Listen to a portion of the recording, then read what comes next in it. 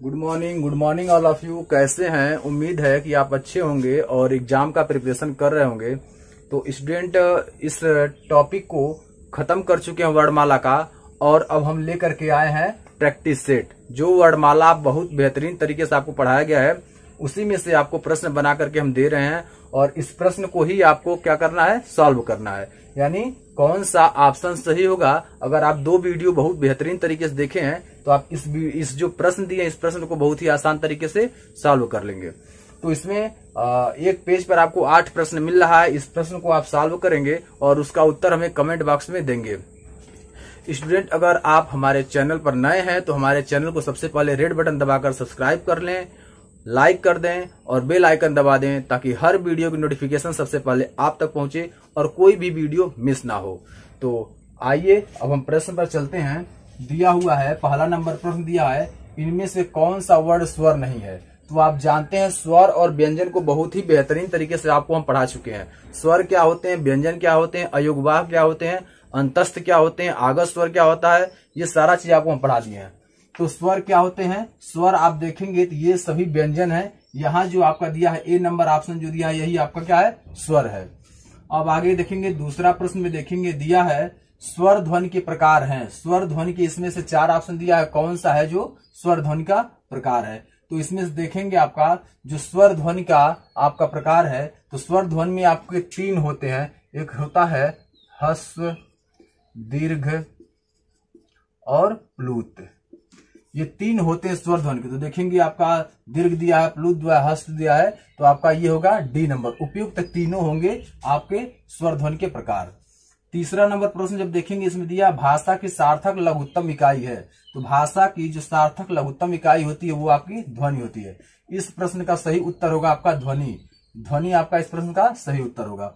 अगला दिया है 4 नंबर प्रश्न दिया है, कह रहा किस शब्द में री स्वर नहीं है। तो आप जानते हैं री आपका ये होता है और जो उसका बनता है मात्रा ये होता है। तो किसी भी वर्ड के नीचे लगाया जाता है।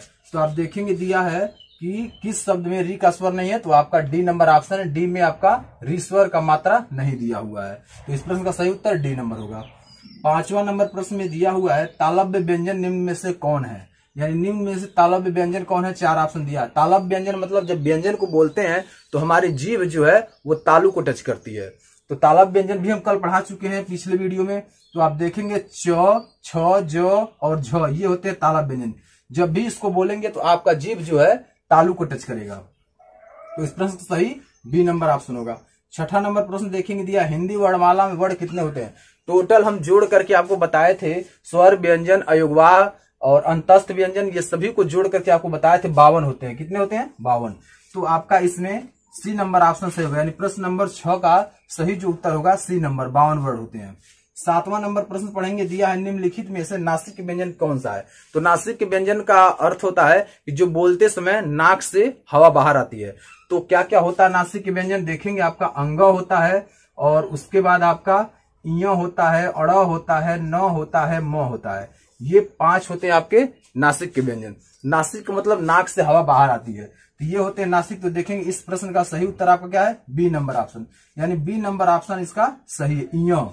8वां नंबर प्रश्न देखेंगे, निम्नलिखित शब्दों में किस शब्द में द्वित्व व्यंजन है।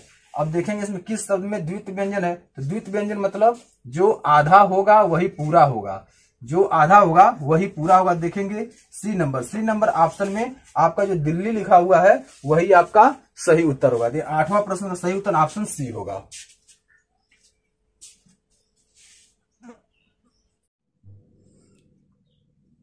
स्टूडेंट, क्वेश्चन नंबर 9 हम देखेंगे। क्वेश्चन नंबर 9 में दिया हुआ है, निम्नलिखित में से कौन सा मूल दीर्घ स्वर नहीं है। यहाँ ध्यान रखना है कि दीर्घ स्वर नहीं है पूछा है।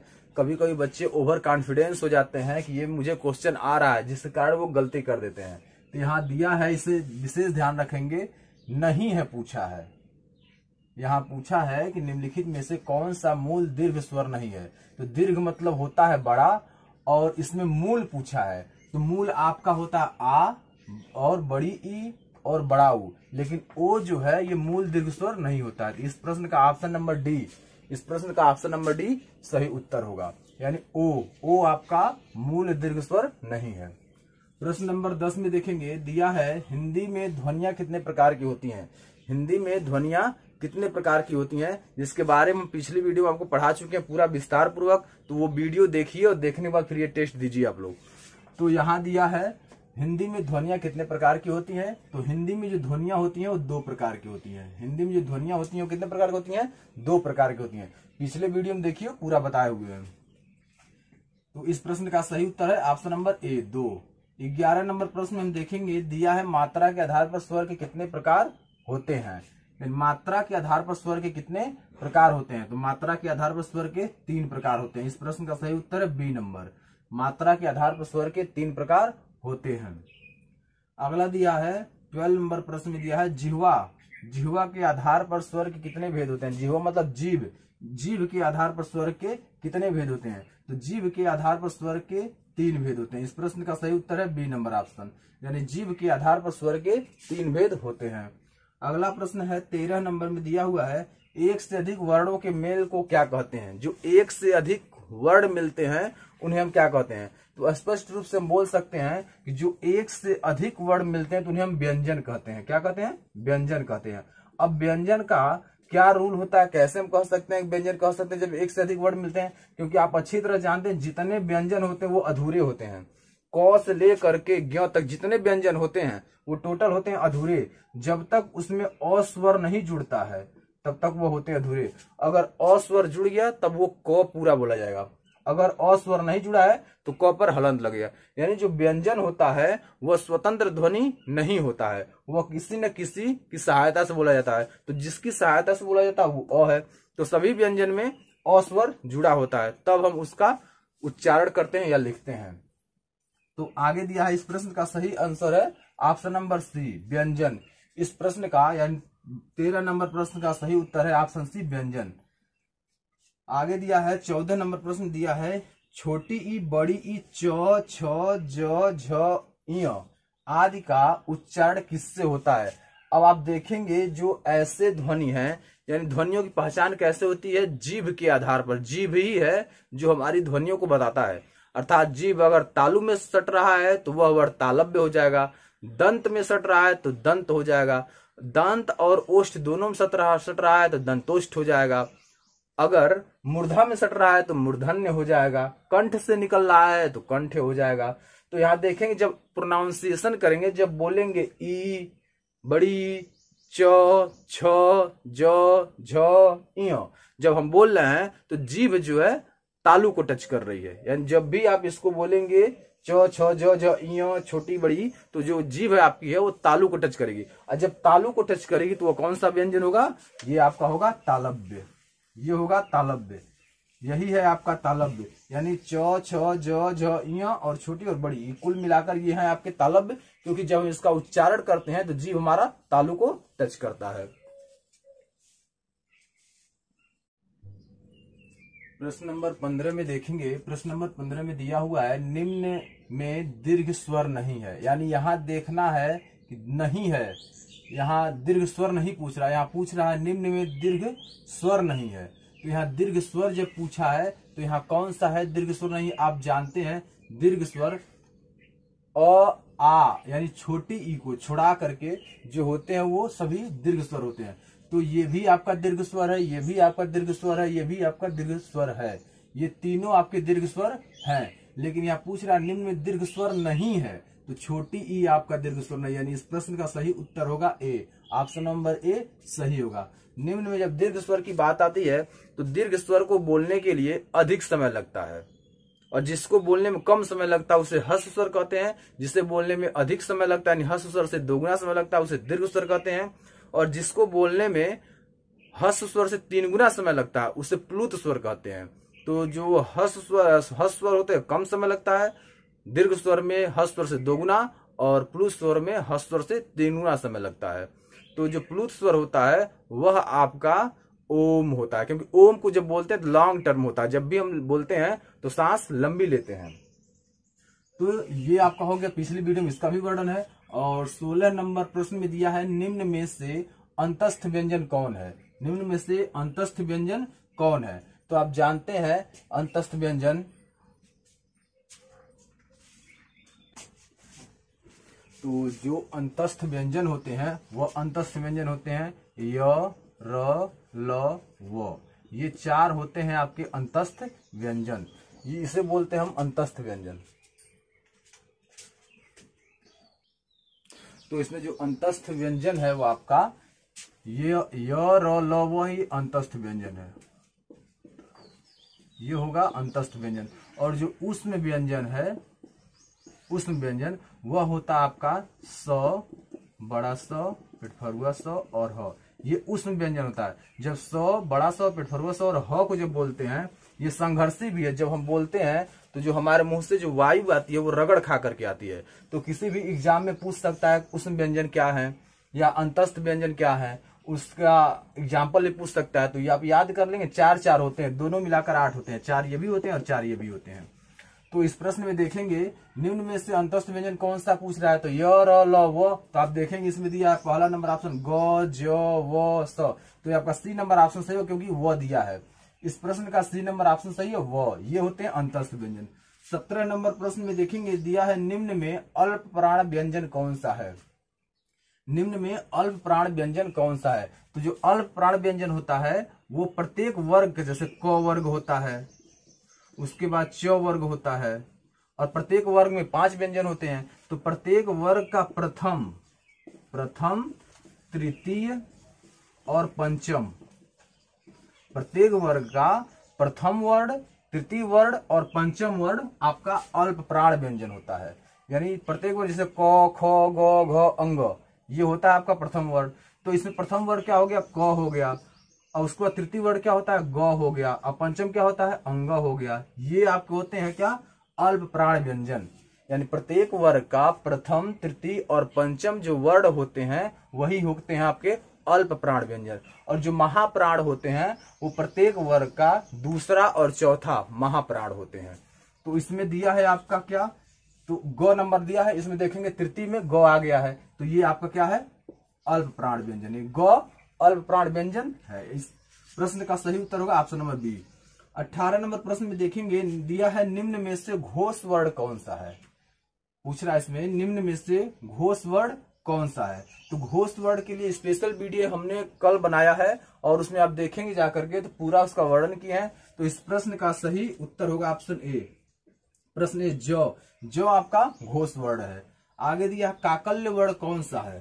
काकल्य वर्ण कौन सा है। काकल्य वर्ण का भी हमने पिछली वीडियो में वर्णन किया है। ये वीडियो बहुत ज्यादा लॉन्ग ना हो और समय के कारण ही हम आपको शॉर्ट में समझा रहे हैं, टेस्ट केवल करा रहे हैं। बाकी आप इसको सॉल्व करेंगे और पिछली वीडियो में पूरा उसको डिस्क्रिप्टिव बताए हुए हैं, विस्तार पूर्वक बताए हुए हैं, उसको वीडियो देखिए आप।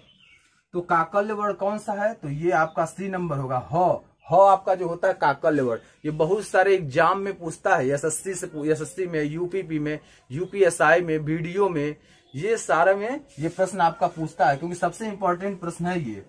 इसको आईपीओ लिख लीजिएगा, सबसे इंपॉर्टेंट प्रश्न। तो ये आपका होगा काकल्य वर्ण। ह जो होता है वो काकल्य वर्ण होता है। आगे दिया अंतस्थ और ऊष्म वर्ण कितने होते हैं। हमने आपको बताया अंतस्थ और ऊष्म। तो अंतस्थ आपका 4 है और आपका ऊष्म भी कितने हैं, 4 है। तो इस प्रश्न में कह रहा है कि अंतस्थ और ऊष्म व्यंजन, अंतस्थ की बात कर रहा है और ऊष्म वर्ण की बात कर रहा है। तो हमने अंतस्थ में आपको बताया य, र, ल, व। तो जो यहाँ दिख रहा है य, र, ल, व, ये आपके 4 हैं और ये आपके अंतस्थ हैं। और यहाँ आपका जो दिया है ये ऊष्म व्यंजन है। तो उसमें भी पूछा है तो स, ख, स, ह, ये आपके 4 हो गए और 4 जब जोड़ देंगे तो ये आपके 8 हो जाएंगे। तो यहाँ पूछा भी वही है, अंतस्थ और ऊष्म व्यंजन मिलाकर कितने होते हैं, तो टोटल होते हैं 8। तो इस प्रश्न का सही उत्तर आपका होगा B number option 8। B number option 8 होगा। तो स्टूडेंट अगर हमारे चैनल पर आप नए हैं तो हमारे चैनल को सब्सक्राइब करें, लाइक करें और वीडियो को शेयर करें, बेल आइकन दबा दें ताकि हर वीडियो की नोटिफिकेशन सबसे पहले आप तक पहुंचे। तो इस चैनल पर आपको रीजनिंग का और हिंदी का क्लास चलता है, जिसके माध्यम से आपको किसी भी एग्जाम जैसे UPSI, UP TET, super TET और यूपीपी का, लेखपाल का, ये सारा आपका सिलेबस कंप्लीट कराया जाता है। तो आगे और प्रश्न हम देखेंगे। प्रश्न नंबर 21 में देखेंगे दिया हुआ है हिंदी भाषा में कुल कितने वर्ड लिपियां होती हैं, यानी हिंदी भाषा में कुल कितने वर्ड लिपियां होती हैं। जैसे हमने आपको बताया था स्वर, व्यंजन, अयोगवा, आगत, अंतस्थ, उसमें ये सारा आपको बताया था, वो सभी मिलाकर के होते हैं आपके 52। यानी हिंदी भाषा में कुल 52 वर्ड होते हैं, 52 वर्ड लिपियां होती है। इस प्रश्न का सही उत्तर होगा आपका सी नंबर ऑप्शन 52। 22 नंबर प्रश्न में दिया हुआ है स्पर्श व्यंजन, कंठ ध्वनि, अघोष और महाप्राण ध्वनि है। यानी इसमें से 4 ऑप्शन दिया हुआ है, इन चारों ऑप्शन में से कह रहा है कि वह कौन सा ऐसा वर्ड है जो स्पर्श व्यंजन भी है, कंठ ध्वनि भी है, अघोष भी है और महाप्राण ध्वनि भी है। तो इस प्रश्न का सही उत्तर होगा ऑप्शन नंबर सी ख। ख एक ऐसा ध्वनि है जो महाप्राण भी है, अघोष भी है, कंठ भी है और स्पर्श व्यंजन है। तो इस प्रश्न का सही उत्तर होगा आपका सी नंबर ऑप्शन ख। 23 नंबर प्रश्न में हम देखेंगे दिया हुआ दंत ओष्ठ ध्वनि कौन सी। दंत ओष्ठ मतलब उस वर्ण का उच्चारण करते समय हमारी जीभ दांत और ओठ दोनों को टच करेगी, तो ये होता है दंतोष्ठ। तो जैसे अब फ बोलेंगे, जब फ बोल रहे हैं तो हमारा ओठ ही केवल टच कर रहा है, य बोल रहे हैं तो जीभ हमारा ऊपर टच कर रही है, र बोल रहे हैं तो जीभ जो है कंपन करके बीच में रह जा रही है। उसी प्रकार व जब बोलेंगे तो हमारी जीभ जो है दांत को टच कर रही है और दोनों ओठ बंद हो जा रहे हैं, तो ये होता है दंतोष्ठ व्यंजन। इसको बोलते हैं दंतोष्ठ ध्वनि बोलें या व्यंजन बोलें। तो दंतोष्ठ ध्वनि आपका व है। इस प्रश्न का सही उत्तर आपका होगा ए नंबर, यानी व को जब भी हम उच्चारित करते हैं तो हमारी जीभ दांत को टच करती है और ओठ दोनों सट जाते हैं, तो इसलिए आपका ये दंतोष्ठ हुआ। दंतोष्ठ व होता है, यानी ऑप्शन नंबर ए होगा इस प्रश्न का। 24 नंबर प्रश्न जो पूछ रहा है इसमें कह रहा है हिंदी वर्णमाला में ऊष्म व्यंजन कौन से होते हैं। हमने ऊष्म व्यंजन के बारे में 2-3 बार बता चुके हैं। ऊष्म व्यंजन वह होता है कि जब हम बोलते हैं तो हमारे मुंह से जो हवा निकलती है वो रगड़ खाकर बाहर निकलती है, तो वह ऊष्म व्यंजन कौन कौन होते हैं। तो ऊष्म व्यंजन जो होते हैं आपके स होते हैं, ख होते हैं, स होते हैं और ह होते हैं। क्योंकि जब भी इसका हम उच्चारण करते हैं अपने मुख से तो जो ध्वनि जो हवा हमारे मुंह से निकलती है वो रगड़ खाते हुए बाहर निकलती है, उसे ही हम ऊष्म व्यंजन कहते हैं। ऊष्म मतलब गर्म होता है, तो जब हम बोलेंगे उसको तो जो हवा निकलेगी, जो उच्चारण होगा वो रगड़ खाते हुए मुंह से जब बाहर निकलता है तो उसे हम ऊष्म व्यंजन या संघर्षी व्यंजन बोलते हैं, जो स, ख, स और ह होता है। इस प्रश्न का सही उत्तर होगा आपका ऑप्शन नंबर ए। अगला प्रश्न दिया है निम्नलिखित में से पार्श्विक ध्वनि कौन सी है। निम्नलिखित में से पार्श्विक ध्वनि कौन सी है। तो एक ही होता है पार्श्विक ध्वनि जिसको बोलते हैं ल। ल आपका जो होता है वो पार्श्विक ध्वनि है। ल जो आपका होता है पार्श्विक ध्वनि है, जो इस प्रश्न का सही ऑप्शन आपका बी नंबर है। इस प्रश्न का सही ऑप्शन बी ल होगा। 26 नंबर प्रश्न में देखेंगे दिया हुआ निम्नलिखित में से कौन सा स्वर कंठ तालब्य है, अर्थात बोलते हैं आवाज कंठ से निकलती है लेकिन जीभ जो है तालु को टच करता है, इसको बोलते हैं कंठ तालब्य। यानी इसमें से 4 ऑप्शन दिया हुआ है और कह रहा है इसमें से कौन सा है जो कंठ और तालब्य है। तो जब बोलेंगे हम इस वर्ड में, इस चारों वर्ड में से जो ऐसा वर्ड है जो बोलेंगे तो जो मुंह से हवा निकलेगी, गले से आवाज निकलेगा, लेकिन जो हमारी जीभ है वो तालु को टच करेगी। जब तालु को टच करेगी और कंठ को टच करेगी जिसको हम बोलते हैं कंठ तालब्य। तो आपका बोल कर देख सकते हैं ई ये भी नहीं है, आ नहीं है, ओ नहीं है, ए। देखिए जब ए आप बोल रहे हैं तो आवाज जो है गले से आ रही है लेकिन जीभ हमारी तालु में टच कर रही है, तो इसे ही हम बोलते हैं ए, यानी इसे बोलते हैं हम कंठ तालब्य। ए एक ऐसा वर्ड है जो कंठ है और तालब्य है, दोनों है। बोलते हैं तो गले से भी आवाज आती ही है, गले से हवा बाहर आती ही है, लेकिन जो जीभ हमारी तालु को टच करती है, इसलिए इसे हम कंठ तालब्य बोलते हैं। इतिहासकारों ने या जो भी साहित्यकार थे उन्होंने इतने बेहतरीन ढंग से हिंदी वर्णमाला को बना दिया है कि कैसे कैसे हम बोलते हैं तो शुद्ध उच्चारण होता है, उसका बहुत ही बेहतरीन तरीके से इन्होंने बताया है। क्योंकि हम जो आपको पिछली वीडियो बनाए हैं और जो इस वीडियो बना रहे हैं टेक्स्ट का, ये बहुत आसानी से आप इसमें जब करेंगे अंतर करेंगे तो आपको पता चल जाएगा कैसे क्या क्या है। क्योंकि बहुत सारा चीज है जो छूट जाता है, लोग पढ़ाते नहीं है। इस चीज को हम इसमें पिछले वीडियो में इंगित किए हैं और हर एक पॉइंट को इंगित किए हैं ताकि आप किसी भी प्रकार का एग्जाम दें उससे प्रश्न आपको मिल जाए। तो आगे और प्रश्न देखेंगे।